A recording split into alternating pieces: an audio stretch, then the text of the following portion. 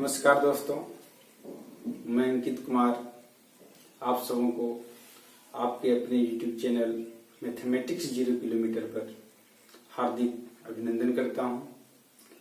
मैं YouTube पर पहली बार क्लास ले रहा हूं।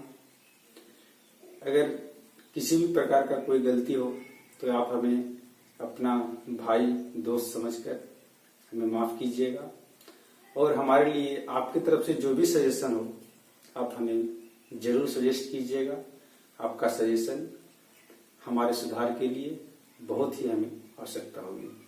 तो चलिए दोस्तों, आज हम लोग शुरू करते हैं मैथमेटिक्स 0 किलोमीटर पे अपना YouTube का पहला क्लास। और मैथमेटिक्स का बहुत ही इम्पोर्टेंट चैप्टर एक है मेंसुरेशन,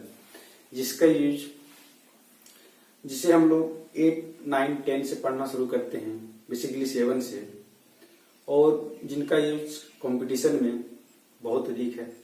तो चलिए हम लोग एडवांस मैथ के अंदर एक टॉपिक है मेंसुरेशन, तो हम लोग मेंसुरेशन को पढ़ने शुरू करते हैं।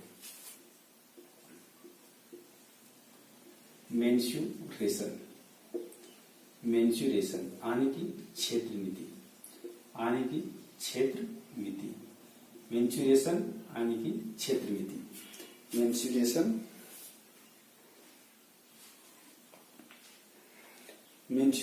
आने की क्षेत्र मिति। तो हम लोग सबसे पहले जानने की कोशिश करते हैं कि मेंसुरेशन होता क्या है, आखिर मेंसुरेशन की जरूरत क्यों पड़ा होगा। मेंसुरेशन का मतलब है, इसके नाम से ही स्पष्ट है, क्षेत्र आने की एरिया, मिति आने की मेजरमेंट। क्षेत्र आने की एरिया, मिति आने की मेजरमेंट। आने की एरिया का मापन ही क्या कहलाता है? क्षेत्र मिति कहलाता है। किसी एरिया को मापना ही क्या कहलाता है? क्षेत्र मिति कहलाता है। आने की अब हम लोग थोड़ा समझ पा रहे होंगे कि मेंसुरेशन का क्यों आवश्यकता पड़ा होगा। हमें कभी फील्ड मापना होता है, कभी हमें अपना जमीन मापना होता है, कभी घर बनाने के लिए हमें अपना रूम को मापना होता है कि कितना बड़ा रूम हमारे होना चाहिए। हमें अपना डाइनिंग टेबल बनाने के लिए उसका भी साइज पता करना होता है। तो हम लोग कैसे पता करते हैं? आप फिर हम घर का दरवाजा बनाए हुए हैं तो उसमें कितना बड़ा दरवाजा आने जा रहा है, उसमें कितना सेट होगा, उसे हम लोग कैसे जानते हैं? तो हर एक जगह पे आने की हम लोग कह सकते हैं कि डेली टू डेली लाइफ में हम लोग यूज करते हैं मेंसुरेशन का। तो चलिए दोस्तों, हम लोग शुरू करते हैं मेंसुरेशन को ही। इसमें क्षेत्र आने की एरिया, मिति आने की मेजरमेंट, आने की क्षेत्र का मापन ही क्या कहलाता है? मेंसुरेशन। किसी क्षेत्र का मापन ही क्या कहलाता है? मेंसुरेशन। किसी क्षेत्र का मापन ही कहलाता है मेंसुरेशन। अब हम लोग मेंसुरेशन को दो भागों में पढ़ेंगे, मुख्य रूप से दो भागों में पढ़ेंगे। पहला तो एक 2D मेंसुरेशन और दूसरा 3D मेंसुरेशन। क्या पढ़ेंगे हम लोग? इसे दो भागों में पढ़ेंगे मेंसुरेशन को हम लोग। एक तो पढ़ेंगे 2 डायमेंशन में, 2D यानी 2 डायमेंशन, और एक दूसरा 3D। 2D यानी कि 2 डायमेंशन, यानी कि 2 डायमेंशन यानी कि 2 विमा, जिसमें 2 विमा होगा। एक होगा 3 डायमेंशन। क्या होगा? एक 3 डायमेंशन यानी कि इसमें क्या होगा? त्रिविमीय होगा, यानी कि 3 विमा होगा। यानी कि मेंसुरेशन को हम लोग मुख्य रूप से दो भागों में बांटेंगे। एक तो 2D मेंसुरेशन पढ़ेंगे और दूसरा हम लोग 3D मेंसुरेशन पढ़ेंगे। हम चीजों को बहुत ही बेसिक लेवल से बता रहे हैं और हम ये मान करके चल रहे हैं कि शायद आपको आता हो ना आता हो, लेकिन हम 0 लेवल से शुरू कर रहे हैं और कुछ नया चीज सीखने और सिखाने का प्रयास करते हैं कि 2D यानी कि 2 डायमेंशन, 3D यानी कि 3 डायमेंशन। अब यहाँ पे बात उठता है कि हम लोग मेंसुरेशन के अंदर 2D पढ़ेंगे और 3D पढ़ेंगे। तो 2D के अंदर क्या पढ़ेंगे? तो 2D के अंदर हम लोग पढ़ेंगे सिर्फ एरिया पढ़ेंगे। क्या पढ़ेंगे? एरिया के बारे में। कोई भी फिगर होगा, कोई भी वस्तु ही होगा, तो हम लोग उसके बारे में क्या पढ़ेंगे? सिर्फ एरिया के बारे में पढ़ेंगे, उसमें एरिया के बारे में पढ़ेंगे। और 3D में हम लोग क्या पढ़ रहे होंगे? तो 3D में हम लोग एरिया के साथ साथ वॉल्यूम को भी पढ़ रहे होंगे। एरिया के साथ साथ हम लोग क्या पढ़ेंगे? वॉल्यूम को पढ़ेंगे, वॉल्यूम को भी पढ़ेंगे। अब बात रहा कि ये 2D और 3D होता क्या है। तो चलिए दोस्तों, हम लोग समझने का प्रयास करते हैं बहुत ही संक्षिप्त में कि ये 2D और 3D होता क्या है, 2 डायमेंशन और 3 डायमेंशन होता क्या है। अगर आप पढ़ रहे हैं, इस वीडियो को देख रहे हैं, तो मैं उम्मीद करता हूं कि आप इसे अपने नोटबुक पे भी नोट करते जाएंगे, ताकि चीजें को आप बेहतरीन तरीके से समझ सकें। साथ ही साथ आपको जब रिवीजन करने की आवश्यकता हो तो आप इजी वे में और फास्ट कर सकें। तो 2D के बारे में हम लोग जानने का प्रयास करते हैं। 2D यानी कि 2 डायमेंशन। तो 2 डायमेंशन यानी कि डायमेंशन यानी कि विमा, डायमेंशन यानी कि क्या, विमा, डायमेंशन यानी कि विमा, विमा। अब विमा से स्पष्ट हो रहा है कि 2 डायमेंशन यानी जिसमें दो विमा हो यानी कि अगर एक एक्स एक्सिस है और दूसरा वाई एक्सिस है तो ये क्या हो गया, 2 डायमेंशन में हो गया। यानी कि जब कोई मान लेते हैं हम लोग कि कोई एक्स एक्सिस है और वाई एक्सिस है, न्यूट्रल पॉइंट है, तो एक्स और वाई की एक्सिस के बीच में एक प्लेन बन रहा है, जिस प्लेन को हम लोग नाम दे सकते हैं, नामकरण कर सकते हैं इसका एक्स वाई प्लेन। क्या दे सकते हैं इसका नाम, क्या कर सकते हैं, X Y plane, X Y plane. यानी कि इसमें सिर्फ 2 ही डायमेंशन है, 2 ही विमा है, एक लंबाई है दूसरा चौड़ाई है, एक लंबाई है दूसरा चौड़ाई है। आप कहेंगे सर ये तो ऊपर वाला भी बन रहा है, लेकिन नहीं, ये भी लंबाई को ही रिप्रेजेंट कर रहा है, ये भी ऊंचाई को अगर माने हमको वाई एक्सिस है तो ये भी है। यानी कि इसमें सिर्फ और सिर्फ 2 डायमेंशन है, 2 डायमेंशन यानी कि 2 विमा है। अब इसके अंदर हम लोग कोई भी फिगर बनाए, सर्कल बनाए, ट्रायंगल बनाए, स्क्वायर बनाए, ट्रायंगल बनाए, स्क्वायर बनाए, रेक्टेंगल बनाए, या फिर रेंडमली कोई भी फिगर हम लोग बनाए, कोई भी फिगर बनाए, तो इसमें क्या होगा, ये सब 2D में होगा। यानी कि अगर इस फिगर को हम लोग समझने का प्रयास करें, यानी कि अगर ये आयत यहाँ पे बनाए तो हम लोग देख रहे हैं, इसमें हम लोग देख पा रहे हैं इसमें कि इस आयत के अंदर ये क्या है, लेंथ है, और ये क्या है, ब्रेड्थ है। अगर इसका हम लोग नामकरण कर दें ए बी सी डी, तो इसमें क्या है, लंबाई और चौड़ाई है मात्र। इसमें क्या है, सिर्फ और सिर्फ लंबाई और चौड़ाई है। इसे हम लोग देख सकते हैं, ये हम लोग देख रहे हैं कि यहाँ पे एक फिगर बना हुआ है, लेकिन हम लोग इसे टच करके आने की फील नहीं कर पा रहे, यानी कि इसमें मोटाई नहीं। अगर मोटाई होता तो इसे टच करके हम लोग फील भी कर पाते हैं। यानी कि 2D हम लोग कैसा किसे कहेंगे, जिसमें 2 डायमेंशन में बना हो, यानी कि सिर्फ जिसमें लंबाई और चौड़ाई हो, उसमें मोटाई ना हो, यानी कि जो एक फिगर बना हुआ हो, लेकिन उस फिगर को हम लोग देख तो सकते हैं लेकिन टच करके फील नहीं कर सकते। क्या हमें फील हो रहा है कि भाई हम यहाँ से छू रहे तो ऐसा लग रहा है कि नहीं ये आयत ही है, नहीं, हम लोग देख रहे हैं, इसे देख रहे हैं, इसे टच करके फील नहीं कर पा रहे हैं। अभी ट्रायंगल बना हुआ तो हम लोग देख रहे हैं कि ये फिगर है। यानी कि 2 डायमेंशन में कोई फिगर हो सकता है, कोई आकृति हो सकता है, कोई वस्तु नहीं हो सकता है। वस्तु होने के लिए क्या चाहिए, उसे 3D में होना चाहिए। तो आगे हम लोग सीखेंगे 3D क्या होता है। यानी कि अगर इस मार्कर का अगर हम बात करें तो इस मार्कर को हम लोग देख रहे हैं, टच कर पा रहे हैं, फील कर पा रहे हैं, इसका मोटाई को देख पा रहे हैं, इसका लंबाई को देख पा रहे हैं, इसका ऊंचाई को देख पा रहे हैं। यानी कि ये क्या हो रहा है, 3D में है। यानी कि 2D में क्या, जिसमें सिर्फ और सिर्फ 2 डायमेंशन हो, जिसमें सिर्फ और सिर्फ 2 डायमेंशन हो। इसी प्रकार से अगर हम लोग स्क्वायर को भी देखें तो इसमें से भी कुछ लंबाई और चौड़ाई है। अगर हम लोग कोई रैंडमली कोई भी फिगर लें तो इसमें से भी कुछ लंबाई और कुछ चौड़ाई है। यानी कि 2 डायमेंशन यानी कि वैसा फिगर जिसमें 2 विमा हो, 2 विमा हो, यानी कि जो एक फिगर के रूप में, जो वस्तु हो ही नहीं सकता, जो सिर्फ और सिर्फ फिगर हो सकता है, जो सिर्फ और सिर्फ एक आकृति के रूप में हो सकता है। या फिर यूं कहें कि जिसे हम लोग टच करके फील नहीं कर सकते, सिर्फ देख तो सकते हैं लेकिन टच करके फील नहीं कर सकते हैं। अगर इस बोर्ड को देखें, इस बोर्ड का जो ऊपरी सतह है जिसपे हम लोग लिखे हुए मेंसुरेशन, 2 डायमेंशन, 3D, तो ये सारी चीजें क्या है, ये सिर्फ 2D में, इसे हम लोग देख रहे हैं, टच भी कर सकते हैं लेकिन फील नहीं कर पा रहे, फील नहीं कर पा रहे, क्योंकि अगर टच हो रहा है तभी तो ये हमारे हाथ में लग रहा है। यानी कि इसे तो टच कर पा रहे हैं लेकिन फील नहीं कर पा रहे हैं, टच करके इसे फील नहीं कर पा रहे हैं। तो चलिए दोस्तों, यानी कि ये हो गया 2 डायमेंशन, यानी कि 2 विमा, यानी कि जिसे हम लोग टच करके फील भी नहीं कर सकते, जिसमें सिर्फ लंबाई और चौड़ाई हो, जिसमें मोटाई ना हो, उसे क्या कहेंगे, 2 डायमेंशन कहेंगे। 2 डायमेंशन यानी कि अगर इससे हम लोग समझने का प्रयास करें तो ये एक एक्स एक्सिस और दूसरा वाई एक्सिस। अब हम लोग समझने का प्रयास करते हैं 3D यानी कि 3 डायमेंशन, 3D यानी कि 3 डायमेंशन, 3 डायमेंशन। अच्छा एक बात और, यहाँ पे सिर्फ एरिया क्यों पढ़ रहे होंगे हम लोग, क्योंकि हम लोग देख लिया, हम लोगों ने देखा यहाँ पे कि सिर्फ हम यहाँ पे एरिया ही काउंट कर सकते हैं, क्योंकि इसमें मोटाई है ही नहीं, तो वॉल्यूम हम लोग कैसे निकालेंगे। कोई भी फिगर हो रेंडमली, चाहे कोई भी फिगर हो, तो हम लोग उसका सिर्फ क्या निकाल सकते हैं, एरिया निकाल सकते हैं 2D के अंदर। यानी कि जो भी फिगर होगा, वस्तु होगा तब ना हम लोग वॉल्यूम का बात कर रहे होंगे। अगर ये कोई वस्तु है तब हम लोग बात कर रहे हैं कि उसका ऊपरी भाग का कोई क्षेत्रफल हो सकता है, इसका निचला भाग का क्षेत्रफल हो सकता है, फिर इसका वॉल्यूम हो सकता है। कब, जब ये कोई वस्तु है। अगर इस मार्कर का हम यहाँ पे फिगर ड्रॉ कर दें, सिर्फ फिगर ड्रॉ कर दें, तो क्या इसका हम लोग वॉल्यूम ज्ञात कर सकते हैं? नहीं कर सकते, क्योंकि ये 2D में यानी कि सिर्फ इसमें एरिया हम काउंट कर सकते हैं। यानी कि अब आते हैं हम लोग 3D में। 3D यानी कि 3 डायमेंशन। अगर हम लोग समझने का प्रयास करें 3D को, यानी कि जिसमें 3 विमा हो, जिसमें क्या है 3 विमा हो, एक पहला एक्स एक्सिस, दूसरा वाई एक्सिस और तीसरा जो जेड एक्सिस होता है।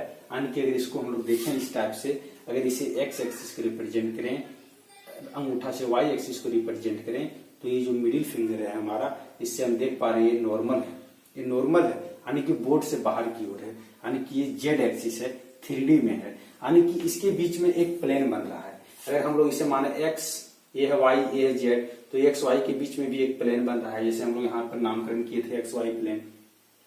यहाँ भी ये जेड और एक्स के बीच में प्लेन बन रहा है, जेड और वाई के बीच में प्लेन बन रहा है। तो इस टाइप से एक प्लेन का निर्माण हो रहा है। प्रत्येक प्लेन यानी कि प्रत्येक एक्सिस एक दूसरे से के साथ 90 डिग्री पे है।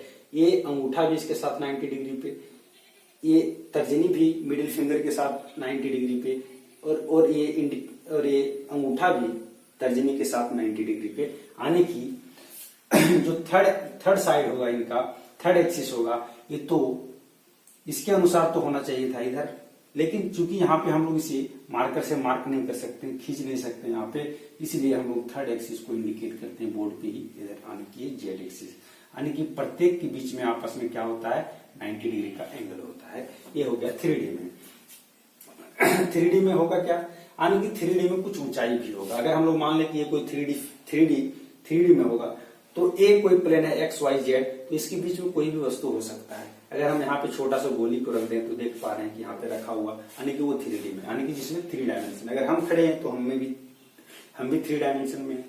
अगर इस पूरा बोर्ड को हम लोग कंज्यूम करें, अगर इमेजिन कर लें, तो ये पूरा बोर्ड को अगर इमेजिन हम लोग कर लें तो ये भी 3D में है। लेकिन अगर सिर्फ इसका ऊपरी सतह का इमेजिनेशन करें, तो हम लोग देख रहे हैं कि इसमें सिर्फ एरिया काउंट कर सकते हैं। कुछ इसका लंबाई है, कुछ इसका ऊंचाई है, यानी कि चौड़ाई है।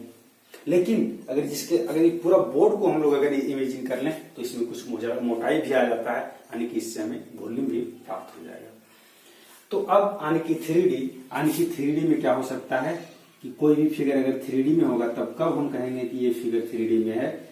तो इस फिगर को हम तभी कहेंगे, किसी भी फिगर को, कि वो फिगर 3D में है, जो उसमें लंबाई चौड़ाई के साथ साथ ऊंचाई भी हो, यानी कि कुछ मोटाई भी हो। लंबाई चौड़ाई के साथ साथ कुछ मोटाई भी हो, लंबाई चौड़ाई के साथ साथ कुछ मोटाई भी हो, उसे हम लोग 3D में कहेंगे। जैसे अगर इस बुक को अगर हम लोग देखें, तो इसमें से इस भाग का इसका कुछ लंबाई है, कुछ चौड़ाई है, और इसको हम लोग देख पा रहे हैं अगर बेहतरीन तरीके से, तो ये क्या है मोटाई है, यानी कि ये 3D में है। यानी कि इसका हम लोग एरिया भी इससे निकाल सकते हैं, इसका इस भाग का भी एरिया निकाल सकते हैं, इस भाग का भी एरिया निकाल सकते हैं, इधर का भी एरिया निकाल सकते हैं, इधर का भी एरिया निकाल सकते हैं, इधर का भी एरिया निकाल सकते हैं। साथ ही साथ इसका हम लोग वॉल्यूम भी फाइंड आउट कर सकते हैं कि कितना स्पेस को कंज्यूम कर रहा है, कितना किसी जगह पे रखा हुआ तो कितना वॉल्यूम को ले रहा है, यानी कि इससे वॉल्यूम भी हम लोग काउंट कर सकते हैं। ये हो गया 3D। साथ ही साथ अगर इसका पेज, अगर एक पेज हम लोग इसे निकाल कर इस पेज को अगर यहाँ पे बोर्ड पे चिपका दें, तो इसमें भी क्या हो जाएगा, तो ये भी 2D में होगा, क्योंकि इसका जो मोटाई होगा एक पेज का बहुत ही कम होगा, नगण्य होगा। तो शायद हमें लगता है कि आपको 3D भी समझ में आ रहा होगा।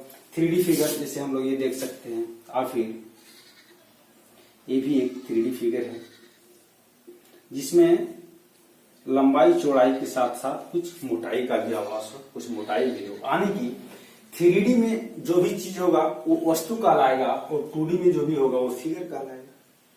फिगर यानी कि जो बना हुआ है, आकृति बना हुआ है। अब जरूरी नहीं कि आकृति सिर्फ बना हुआ ही हो, लेकिन क्या 2D के अंदर हम लोग एरिया के बारे में जानेंगे, और 3D के अंदर हम लोग क्या जानेंगे, एरिया के साथ साथ वॉल्यूम के बारे में भी जानेंगे। तो चलिए दोस्तों, हम लोग आगे बढ़ते हैं कि अंदर हम लोग क्या पढ़ेंगे, 2D मेंसुरेशन। 2D मेंसुरेशन क्या पढ़ने जा रहे हैं, 2D मेंसुरेशन यानी कि 2 डायमेंशनल फिगर, यानी 2 डायमेंशनल फिगर का मेंसुरेशन, यानी कि 2D मेंसुरेशन।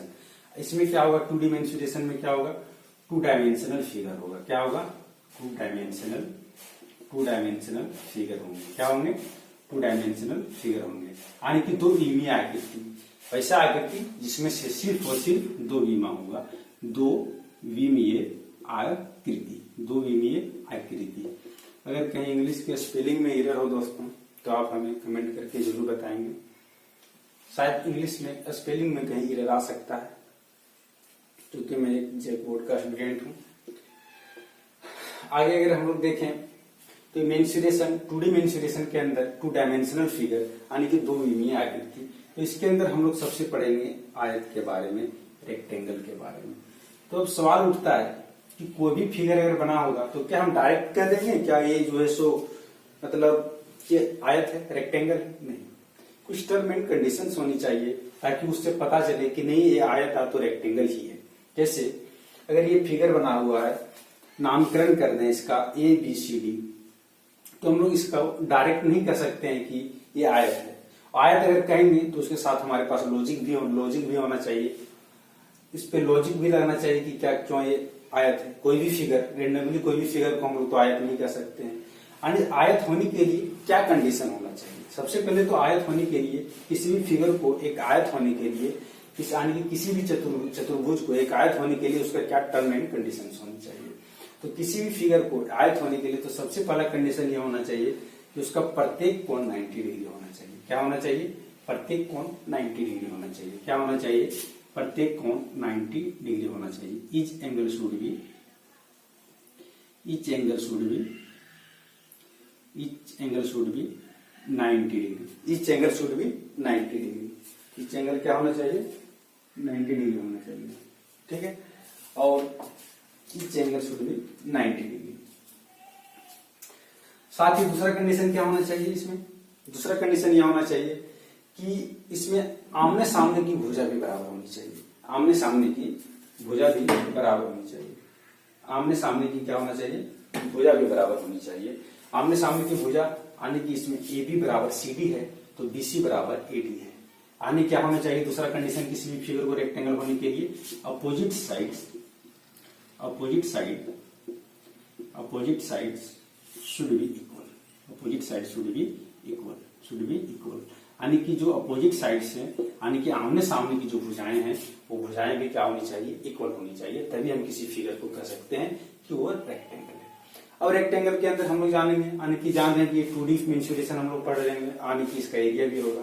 तो हम लोग बहुत ही बेहतरीन तरीके से बचपन से पढ़ते आ रहे हैं कि एरिया क्या होगा रेक्टेंगल का? तो रेक्टेंगल का एरिया होगा length, LENGTH, length into breadth. Length यानी कि इसे अगर L से रिप्रेजेंट करें, ये ब्रेड्थ यानी इसे B से रिप्रेजेंट करें तो क्या हो जाएगा इसका एरिया?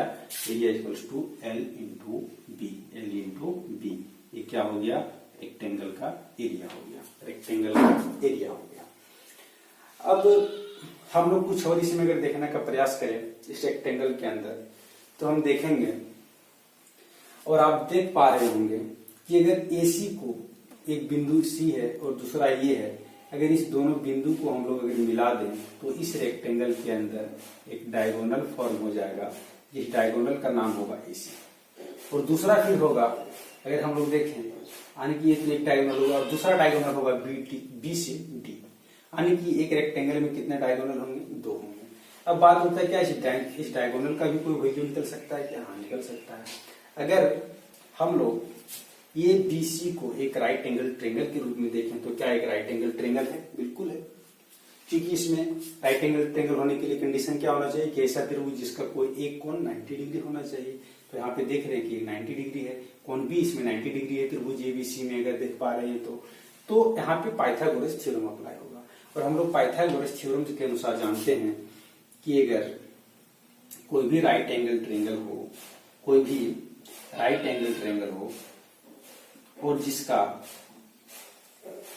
कोई भी राइट एंगल ट्रेंगल जिसका आधार यानी कि आधार अगर B हो, ऊंचाई P हो यानी परपेंडिकुलर लंब हो, तो इसका जो H है AC कर्ण है, यानी कि इस त्रिभुज का, यानी इस राइट एंगल ट्रेंगल का जो H है यानी कर्ण है, उसका वैल्यू क्या हो जाता है? H equal to root under B square plus P square हो जाता है। यानी कि ये हो जाता है कर्ण का, यानी कि कर्ण बराबर रूट अंडर लंब का स्क्वायर प्लस आधार का स्क्वायर, लंब का स्क्वायर प्लस आधार का स्क्वायर, ये होता है पाइथागोरस थ्योरम।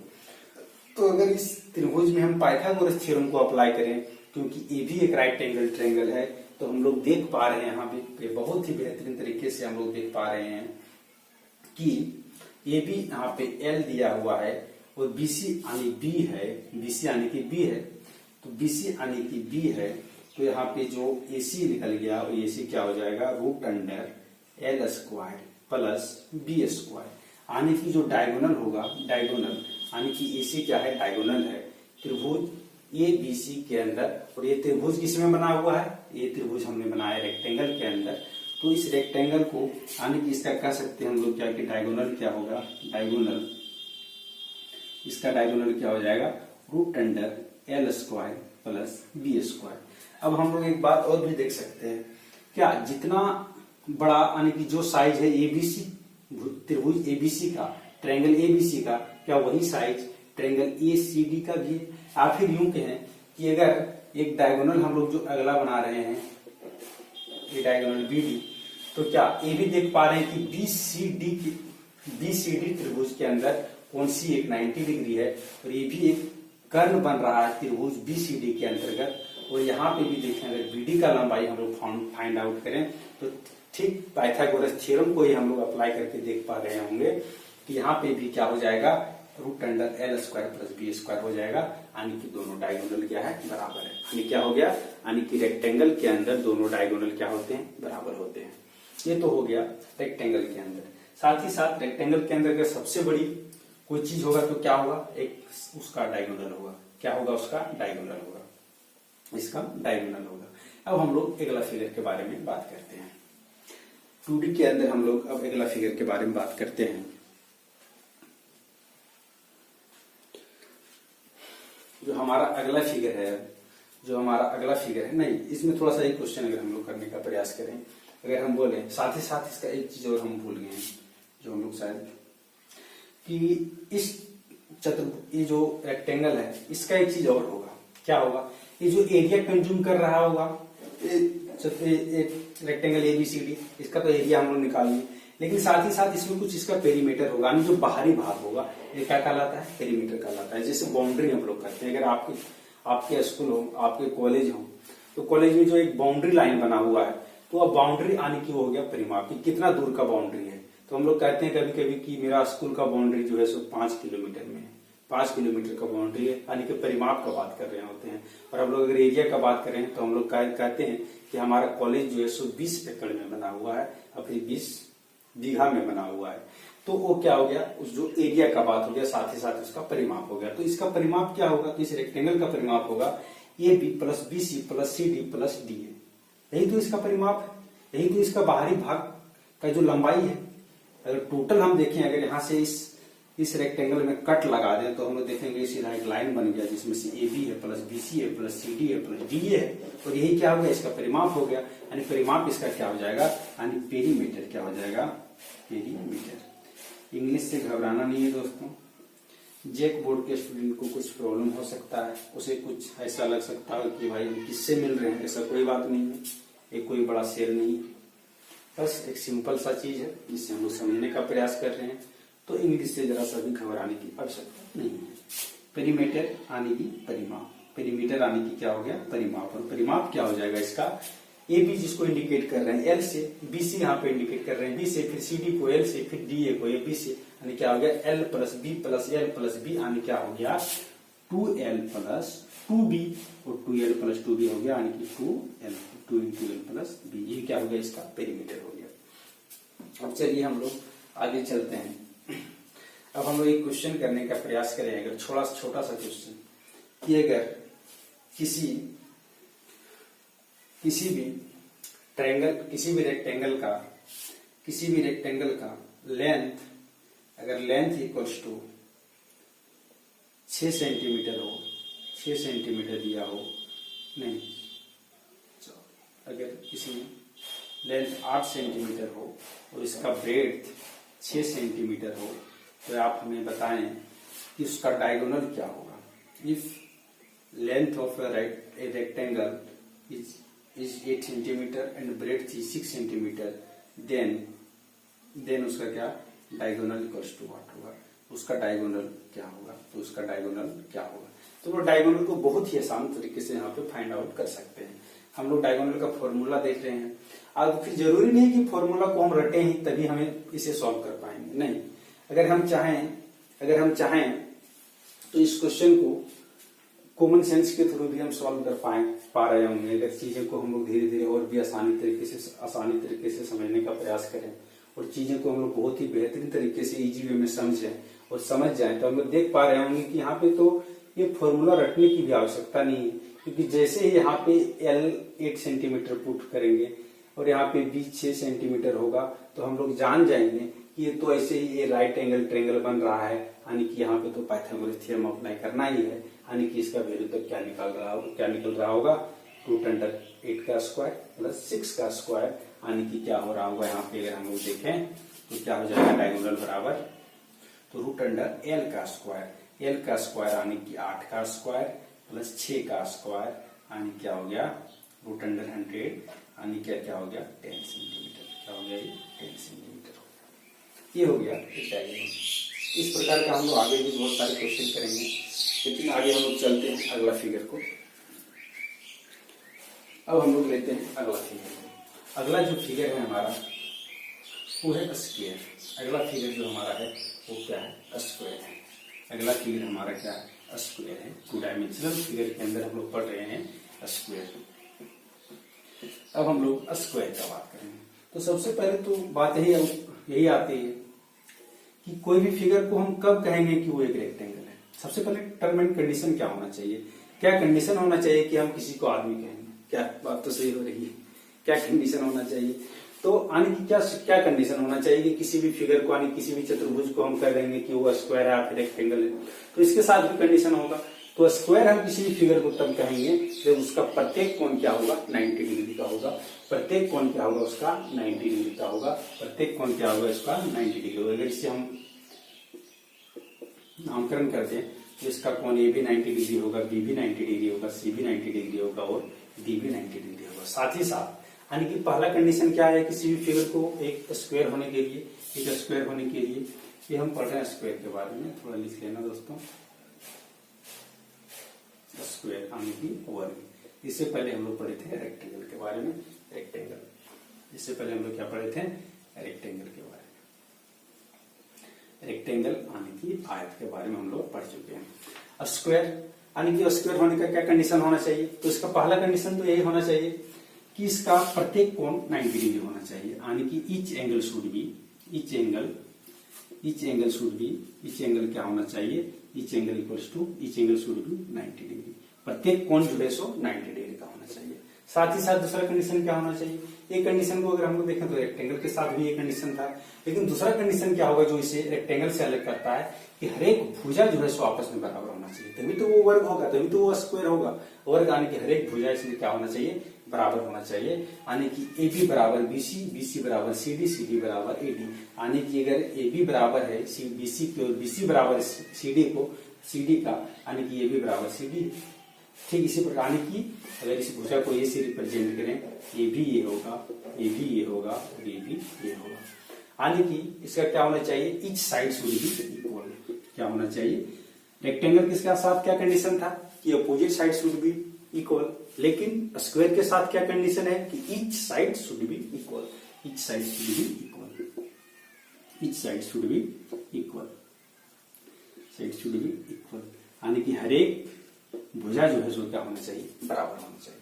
ये तो हो गया स्क्वायर, किसी भी फिगर को स्क्वायर होने का कंडीशन। अब आगे आता है इसका एरिया। हम लोग एरिया बहुत ही दिनों से रट रहे हैं कि स्क्वायर का एरिया क्या होता है, ये स्क्वायर होता है, और आयत का एरिया क्या होता है लंबाई गुना चौड़ाई होता है, लेकिन ऐसा नहीं है, रटने की जरूरत नहीं। अगर इसमें देखें तो जिस तरह से हम लोग आयत के अंदर देखे थे कि ए बी जो है सो वहां पे एक लेंथ का रिप्रेजेंट कर रहा था और ऊंचाई यानी चौड़ाई का रिप्रेजेंट कर रहा था BC, यानी कि B हो रहा था, तो L गुना B कर दिए थे। तो इसमें भी कुछ नहीं है ज्यादा, यहाँ पे सिर्फ क्या है दोनों भुजाएं बराबर है, यानी कि दोनों ये है, तो ये तो इसमें हमारी गलती क्या है, तो यहाँ भी एरिया क्या हो गया A इंटू A, यानी कि क्या हो गया ए स्क्वायर, यानी कि एरिया क्या होगा एक स्क्वायर का, तो स्क्वायर का एरिया क्या हो गया ए स्क्वायर हो गया। अब साथ ही साथ क्या आता है, इसमें भी पेरीमीटर होगा। हाँ बिल्कुल होगा इसका पेरीमीटर। इसका पेरीमीटर क्या होगा, ठीक इसी प्रकार से A B plus C plus B C plus C D plus D, यानी कि इसका भी पेरीमीटर क्या हो जाएगा। अगर पेरीमीटर का हम लोग बात कर रहे हैं तो इसका भी परिमाप क्या हो जाएगा, ए प्लस ए प्लस ए प्लस ए प्लस ए, यानी क्या हो गया 4a, यानी कि क्या हो गया 4a। इसका क्या हो गया परिमाप हो गया, यानी क्या हो गया परिमाप हो गया। क्या इसमें भी डायगोनल होगा, जी हाँ इसमें भी डायगोनल होगा। डायगोनल इसमें क्या होगा, ठीक जिस तरह से हम लोग ने रेक्टेंगल में पढ़ा उसी तरह से अगर हम लोग यहाँ पे देखें ध्यान से तो हम देख पा रहे हैं कि यहाँ भी स्क्वायर एबीसीडी के अंदर एबीसी एक राइट एंगल ट्रायंगल बन रहा है, जिसमें से भुजा एबी भी ये है और बीसी भी ये है। तो अब हमें इस डायगोनल को फाइंड आउट करना है। तो यहाँ पे भी हम देखें अगर, तो अगर पाइथागोरस थ्योरम को अप्लाई करें, पाइथागोरस थ्योरम को लगाएं, तो हम देख पा रहे हैं कि ये भी एक क्या है राइट एंगल ट्रायंगल है। ये भी क्या है एक राइट एंगल ट्रायंगल है, राइट एंगल ट्रायंगल है, जिसमें से ये कोण बी है 90 डिग्री का, ये है और बी है भुजा ये।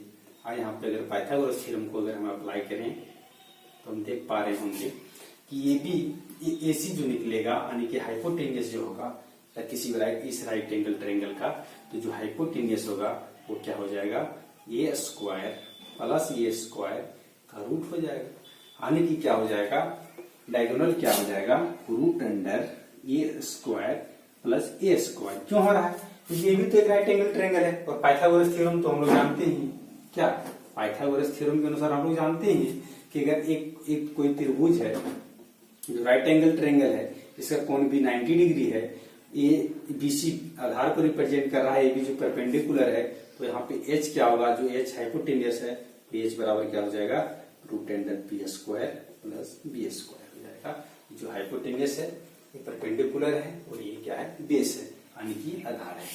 ये क्या है हाइपोटेनियस है, हाइपोटेनियस TNUSE, ये हो गया परपेंडिकुलर है, ये परपेंडिकुलर, और ये क्या है बेस है। ये क्या है बेस है, ये क्या है बेस है। ये हाइपोटेनियस हो गया, एक परपेंडिकुलर और बेस, यानी कि ये क्या है पाइथागोरस थ्योरम के अनुसार h = p² प्लस b²।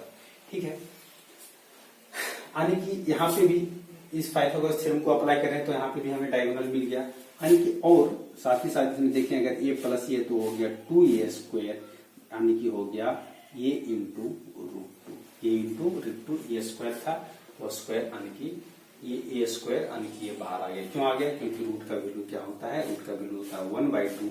यहाँ पे था रूट अंडर 2a², यानी कि 2a² पर पावर था हाफ, और जब 2a² पर पावर हाफ यानी कि 2 पे भी पावर हाफ और ये पे भी पावर क्या हो गया हाफ, तो ये 2 कट गया, यानी कि ये बाहर आ गया, यानी कि ये रूट अंडर क्या बच गया रूट 2 इंटू ये बच गया। इसलिए हो गया क्या हो गया ये इंटू रूट 2 हो गया इसका डायगोनल। इसमें भी अगर हम लोग देखें तो दूसरा डायगोनल क्या होगा बीडी होगा। अगर इसे भी अगर हम लोग मिलाने का प्रयास करें तो क्या हो गया ये बीडी हो गया। और जो बीडी हो गया यानी कि इसको भी अगर हम लोग फाइंड आउट करेंगे तो देख पा रहे होंगे कि बीसीडी भी एक राइट एंगल ट्रायंगल है, तो इसके अंदर ये जो है सो एक हाइपोटेनियस है, तो यहाँ भी a² प्लस a² हो गया, यानी कि ये भी डायगोनल क्या हो गया a इंटू रूट 2। यानी कि इसमें कह सकते हैं कि क्या कह सकते हैं कि डायगोनल भी क्या होगा बराबर होगा, डायगोनल भी क्या होगा बराबर होगा, यानी कि स्क्वायर के अंदर भी क्या होगा डायगोनल जो होगा बराबर होगा।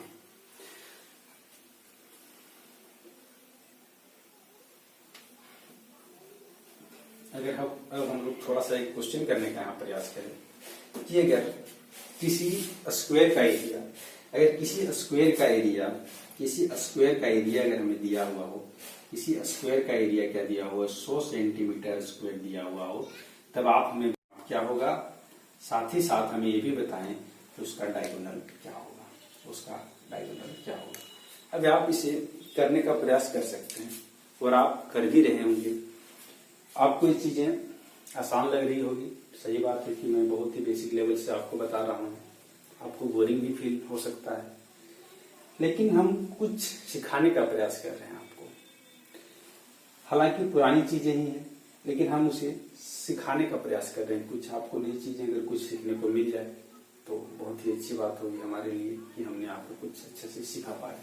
तो इस क्वेश्चन को आप कर पा रहे होंगे, देख रहे होंगे, तो आपको ऐसा लग रहा होगा कि ये जो क्वेश्चन है ये तो बहुत इजी है, अगर आप करने का प्रयास करें तो कहीं क्यों। यानी कि एरिया बराबर क्या दिया हुआ, 100 सेंटीमीटर स्क्वायर दिया हुआ, और यहाँ पे एरिया हम लोग क्या जानते हैं, ए बराबर क्या होता है, ए स्क्वायर होता है। इस यानी कि कोई स्क्वायर है तो उसका एरिया क्या होता है, ए स्क्वायर होता है। यानी कि भुजा स्क्वायर होता है, भुजा स्क्वायर होता है, यानी कि साइड का स्क्वायर होता है, यानी क्या होता है, साइड का स्क्वायर होता है।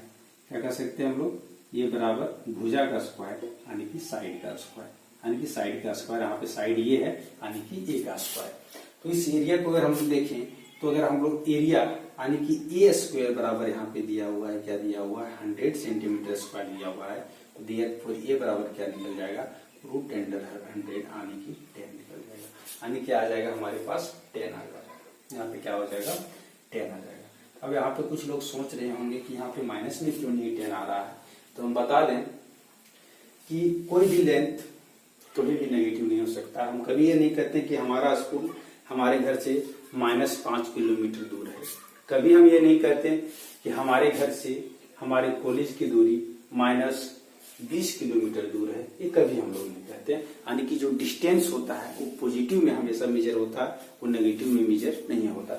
हालांकि ये स्क्वायर के बारे में हम लोग बहुत बेहतरीन तरीके से इस पॉजिटिव नेगेटिव के बारे में हम लोग शायद अलजेब्रा में पढ़ते हैं, जहाँ बेहतरीन तरीके से। तो यहाँ पे क्या, कोई भी लेंथ हम लोग जान लेते हैं कि कोई भी लेंथ नेगेटिव नहीं होता, इसलिए ये बराबर क्या हो गया, 10 सेंटीमीटर निकल गया, यहाँ पे ये आ गया। अब हमसे पूछा जा रहा है पेरीमीटर, तो इसका पेरीमीटर क्या होगा, तो पेरीमीटर बराबर क्या होता है, 4a यानी कि 4 गुना 10 यानी कि क्या हो गया, 40 सेंटीमीटर हो गया। साथ ही साथ अगर हम लोग बात कर रहे हैं इसका डायगोनल का, तो इसका डायगोनल का, तो डायगोनल क्या हो जाएगा, रूट अंडर 2 इंटू ए यानी कि 10 रूट 2, यानी क्या हो गया, 10 रूट 2 हो गया इसका डायगोनल। यहाँ पे एरिया हम लोग देख रहे हैं सेंटीमीटर स्क्वायर में है, हाँ चूंकि यहाँ पे 2 डायमेंशनल है। ये भुजा है, ये भी है, ये भी सेंटीमीटर में, ये भी सेंटीमीटर में, यानी कि 10 गुना 10, तो उसके साथ में क्या हो रहा है, 10 सेंटीमीटर गुना 10 सेंटीमीटर हो रहा है, यानी कि 100 सेंटीमीटर स्क्वायर हो रहा है। ठीक है, अब हम लोग इसी क्वेश्चन को और भी अगर फिर से अगर हम ये क्वेश्चन को और करने का यहाँ प्रयास करें, अगर हमें दिया हो कि किसी भी स्क्वायर का डायगोनल, अब हमें दिया हो कि अगर डायगोनल जो है सो किसी भी स्क्वायर का diagonal, if diagonal of square is 20 root 2, then अगर हम तब हमसे पूछा जा सकता है कि इसका एरिया क्या होगा, इसका एरिया इक्वल्स टू होगा। तो इसे भी हम लोग कर पा रहे होंगे, हमें उम्मीद है कि आप इसे कोशिश करेंगे और आप ही नहीं कर पाएंगे। बहुत ही आसान चीजें हैं और हमने समझाने का प्रयास किया आपको कि डायगोनल क्या हुआ है। डायगोनल तो हमें दिया हुआ है, डायगोनल क्या होता है, a इंटू रूट 2 होता है। अब क्या बात है कि हमें कुछ चीजों क्या होता है, रटना पड़ता है, ऐसा लगता है कि नहीं रटना पड़ रहा है कि क्या स्क्वायर का डायगोनल क्या होगा, रूट 2 इंटू ये, रूट 2 इंटू ये, एरिया क्या होगा, ये स्क्वायर, नहीं ऐसी बात नहीं है। जब हम इसे लगातार यूज करेंगे तो इसके साथ हम लोग हैबिचुअल हो जाएंगे, लगातार यूज करते करते इसके साथ हम लोग हैबिट में आ जाएंगे, तो चीजें हमें रटना नहीं पड़ेगा। हमारी सब छोटी छोटी चीजें हैं, ये सब तो रटना, ये सब तो आज से हो गई होंगी, कभी भी हमें जब भी पूछा जाए हम लोग बता सकते हैं, लेकिन जो आगे जो भी फॉर्मूला आएगा 3D के अंदर, तो सब चीजों को भी हम लोग कैसे याद रखेंगे, लगातार उसका यूज करते रहेंगे तो हमें क्या होगा कि वो चीजें हमें याद करने की जरूरत नहीं पड़ेगी, अपने आप क्या हो जाएगा, याद हो जाएगा। जैसे अगर हम लोग लगातार फोन का यूज कर रहे हैं, मोबाइल का यूज कर रहे हैं, तो उसके अंदर हम लोग हो गया, जैसे इनबॉक्स हम लोग जान रहे हैं, मैसेज का इनबॉक्स हो गया, व्हाट्सएप हो गया, ट्विटर हो गया, जो भी है, फेसबुक वगैरह, तो लगातार क्या हमें उसे जानने की जरूरत पड़ती है क्या, कैसे बार बार व्हाट्सएप को कैसे खोलते हैं, फेसबुक को बार बार कैसे खोलते हैं, नहीं। और फिर आप फेसबुक में अगर कोई अपना पासवर्ड रखें तो क्या आपको बार बार उसे याद करने की जरूरत पड़ता है क्या, कि रोज सुबह उठते हैं भाई, फिर उसे 10 बार रट्टा मारते हैं ताकि याद रहे, ताकि अगला दिन हमें फेसबुक खोलने में कोई दिक्कत नहीं, ऐसा नहीं करते हैं, क्योंकि हम लोग उसके साथ हैबिचुअल हो गए हैं, तो हमें वो चीजें आदत सी हो गई, यानी कि ये भी चीजें आदत हो जाएंगी। चलिए हम लोग अगला फिगर में चलते हैं दोस्तों।